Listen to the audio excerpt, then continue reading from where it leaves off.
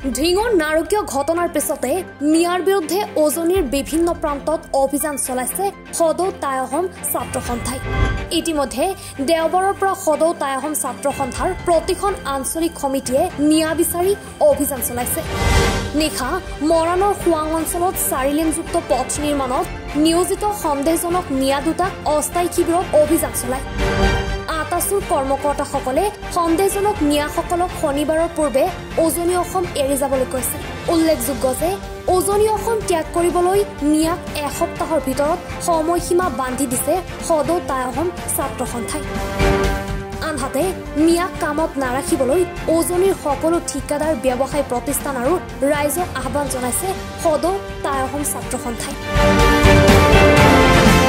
ইতিমধ্যে আপোনালোকে সকলোৱে জ্ঞাত যে ঢিঙৰ যি এটা নাৰকীয় কাণ্ড ইতিমধ্যে হৈ গৈছে আৰু সেই ভিত্তিয়ে আমি সদৌ টাই অসম ছাত্ৰ সন্থাই উজনি অসমৰ বিভিন্ন প্ৰান্তত যি মিয়াসকল আছে, সন্দেহজনক যি মিয়া আছে, তেখেতলোকক আমি এসপ্তাহ সময়সীমা বান্ধি দিছিলোঁ আৰু সেই উদ্দেশ্যে আমি মৰাণৰ দাঁতিকাষৰীয়া অঞ্চল তথা ডিব্ৰুগড় জিলাৰ বিভিন্ন প্ৰান্তত আমি ইতিমধ্যে সেই মিয়াসকলক আমি সকীয়াই দিবলৈ আমি বিভিন্ন স্থানলৈ গৈছোঁ আৰু আমি বহু তেনেধৰণৰ অচিনাক্ত সন্দেহজনক আমি নাগৰিক ইতিমধ্যে দেখিবলৈ পাইছোঁ বহু ধৰণৰ স্থানত। আজি এতিয়া আমি উপস্থিত আছোঁ খোৱাং গেমনৰ এই এটা প্লাণ্টত আমি উপস্থিত আছোঁ। ইয়াত সম্পূৰ্ণ মিয়া, ইয়াত সন্দেহজনক মিয়া ইয়াত আছে, বহু 25-30জনমান আছে আৰু এনেধৰণৰ বহু ধৰণৰ প্লাণ্ট আছে য'ত নেকি মিয়া সন্দেহজনক মিয়া আছে, তাত তেখেতলোকে ইতিমধ্যে কৰ্ম নিয়োগ হৈ আছে আৰু ইতিমধ্যে আমি তেখেতলোকৰ লগত যেতিয়া আমি কথোপকথন কৰিছোঁ, তেখেতলোকে কিন্তু কোনো ধৰণৰ অসমীয়াত তেখেতলোকে কথা পাতিব পৰা নাই।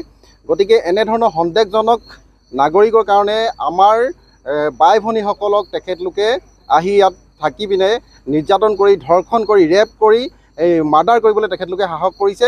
গতিকে আমি সদৌ টাই অসম ছাত্ৰ সন্থাই আজি দুদিন ধৰি আমি বিভিন্ন স্থানত এনেধৰণে আমি যিসকল সন্দেহজনক মিয়া আছে তেখেতলোকক উজনি অসম ত্যাগ কৰিবলৈ আমি তেখেতলোকক আমি সকীয়াই দিছোঁ আৰু আমি বিভিন্ন স্থানৰ যিবিলাক আমাৰ গাঁৱে ভূঞে যিবিলাক আমাৰ মানুহ আছে, তেখেতলোকেও বহু এনেধৰণৰ সন্দেহজনক মিয়াক আনি তেখেতলোকৰ ঘৰত কৰ্ম নিয়োজিত কৰি ৰখা আমি ইতিমধ্যে গম পাইছোঁ।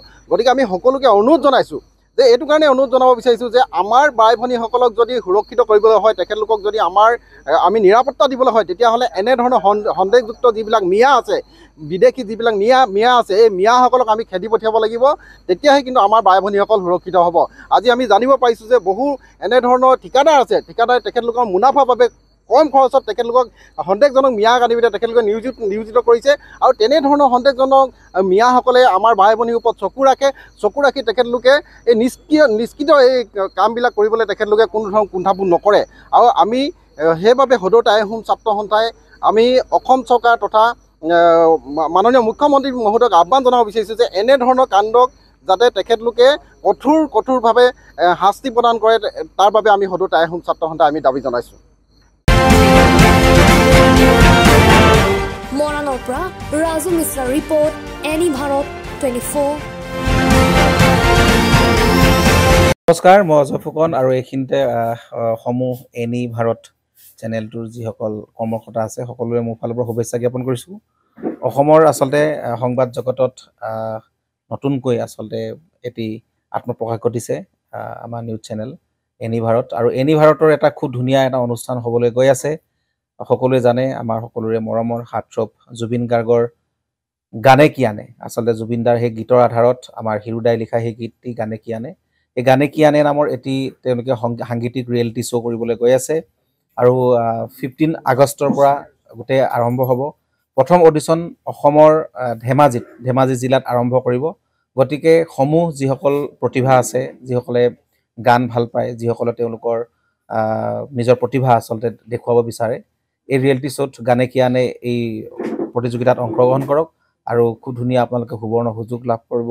লগতে ইয়াতে পুৰস্কাৰ আছেই, বিভিন্ন ধৰণৰ উপহাৰো আপোনালোকে লাভ কৰিব আৰু লগতে এগৰাকী প্ৰতিষ্ঠিত আচলতে এগৰাকী শিল্পী হিচাপে অসমৰ সাংস্কৃতিক জগতত আপোনালোক প্ৰতিষ্ঠা লাভ কৰিব। গতিকে গোটেই অনুষ্ঠানটোলৈ মোৰ ফালৰ পৰা শুভকামনা থাকিল আৰু লগতে এই অনুষ্ঠানটোত আপোনালোকে অংশগ্ৰহণ কৰিব। আমিও আছোঁ আৰু সকলোকে আমি লগ পাম। ধন্যবাদ।